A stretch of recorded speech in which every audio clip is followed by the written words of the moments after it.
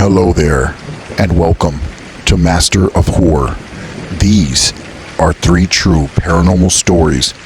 I would like to let you know that these stories are 100% true and real. And most of these stories are of my own experiences.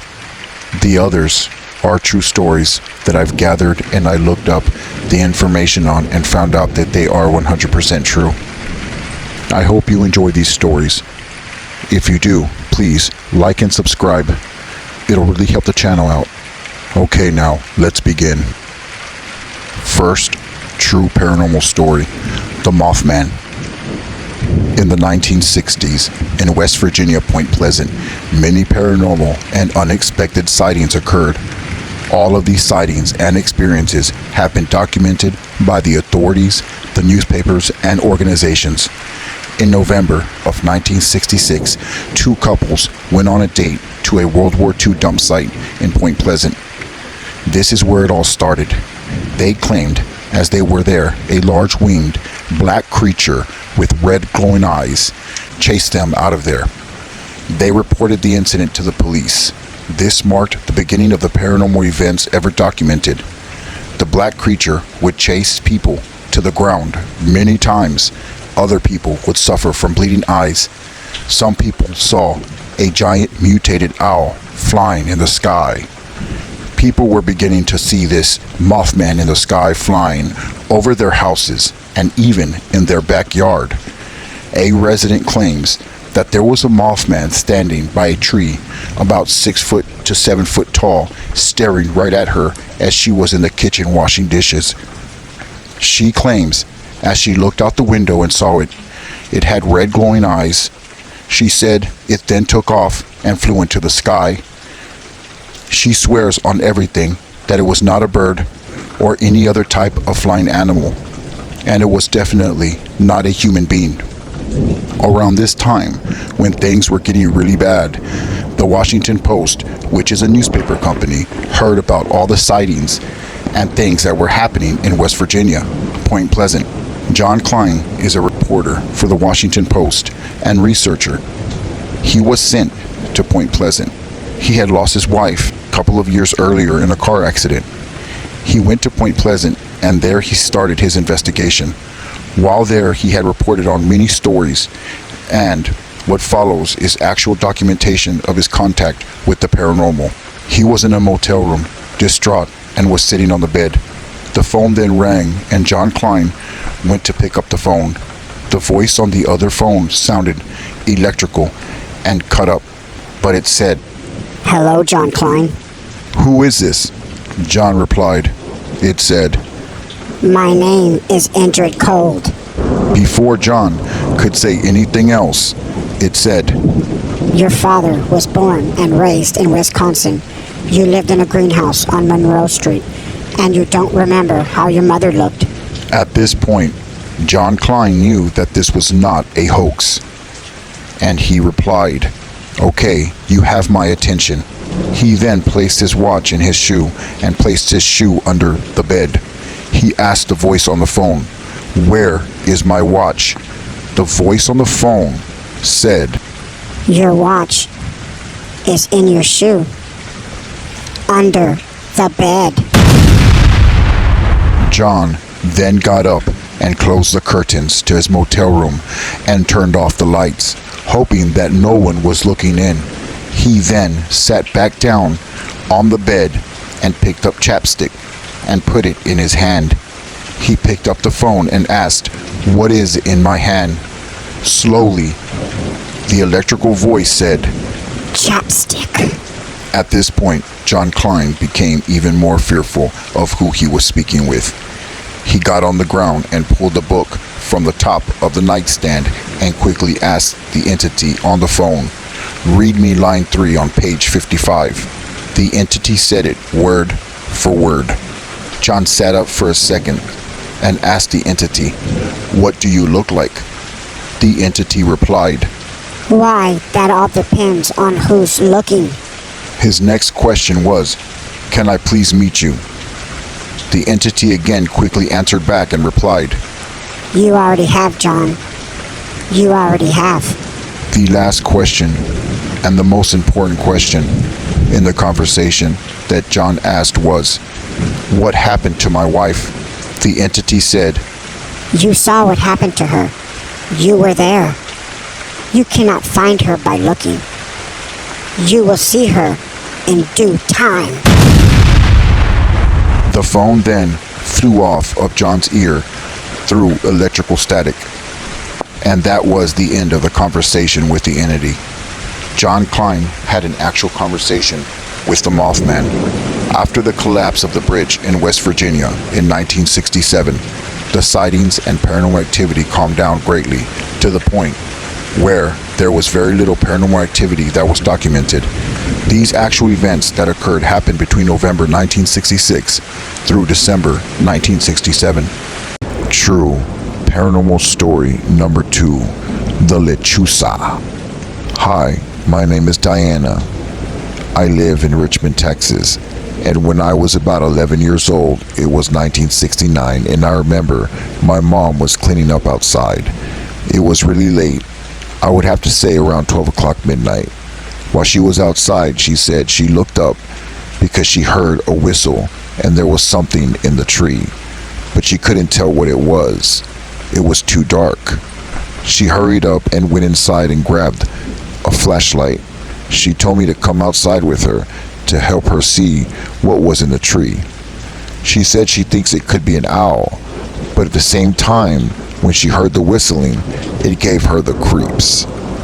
We went outside and she flashed a light up towards the tree, and what we saw terrified us to death. We looked up and there was a face, a human face on the body of an owl, but it was bigger than an owl. It was about 2 to 3 times bigger than a regular owl. It was looking directly at us. It was a woman's face with black long hair. Even the feet of the owl looked humanoid as it was clamping on the tree branch. It looked really mad and started cursing at us in Spanish, but right away my mom grabbed the shovel that was leaning against the tree. She threw it at the large owl in the tree and it hit the creature. The Lechuza that we now know is what it's called, fell to the ground and started shaking. Blood was everywhere. It was cursing and screaming at us. We were shocked and we couldn't believe what we were seeing. My mother quickly went inside the house to grab some gloves, but while I was alone with it, the Lechuza looked at me in the face and said, "Y'all are going to pay for this, believe me." My mother then came back outside and grabbed the Lechuza and placed it inside a cage that we kept outside for our pet dogs. She then closed the cage and locked it. She ran back inside to get my father, who was sleeping in the bed, and I followed right behind her. We couldn't believe that we actually caught a Lechuza. When we all came back outside with my dad, the cage was open and the Lechuza was gone. But how could this be? How in the world was it able to escape? I remember seeing my mother lock the cage door. There was blood all over inside the cage. Blood was even on the tree and where it fell on the floor. Days after this happened, I began to have nightmares, and I remember waking up in the middle of the night sweating. One night, I woke up from having a horrible nightmare, and I looked towards the corner of my room, and I saw a tall, dark figure looking right at me. I felt paralyzed, and I couldn't move. I tried to scream, but couldn't get any words out. I could only close my eyes, and I began praying in my head. I fell asleep somehow. I don't know how, but I was able to fall asleep. I know that it was connected to the Lechuza. Unfortunately, my mother passed away years ago, but before she died, she told me that she herself would have nightmares of the Lechuza. She didn't tell anybody she was having these nightmares.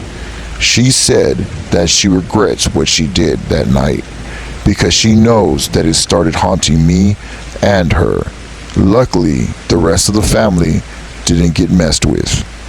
But to this day, I stand by my word that what we saw was a real Lechuza. True paranormal story number 3. The Closet Lizard. In the 1990s, a single mother was making her daughter some peanut butter and jelly sandwiches.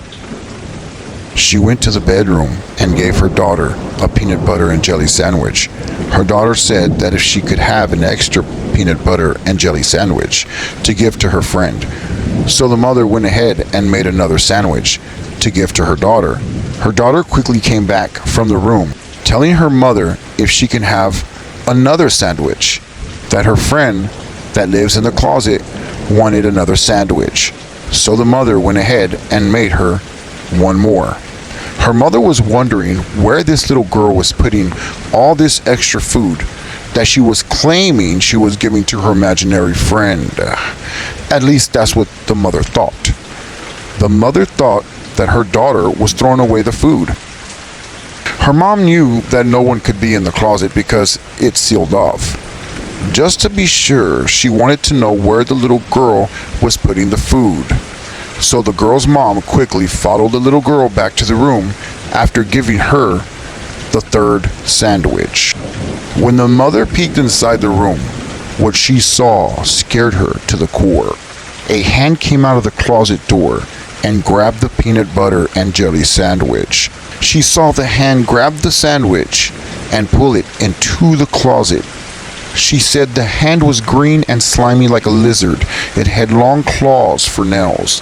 The girl's mother ran into the room and grabbed her daughter and ran outside the house, called the police, and waited outside for them to come.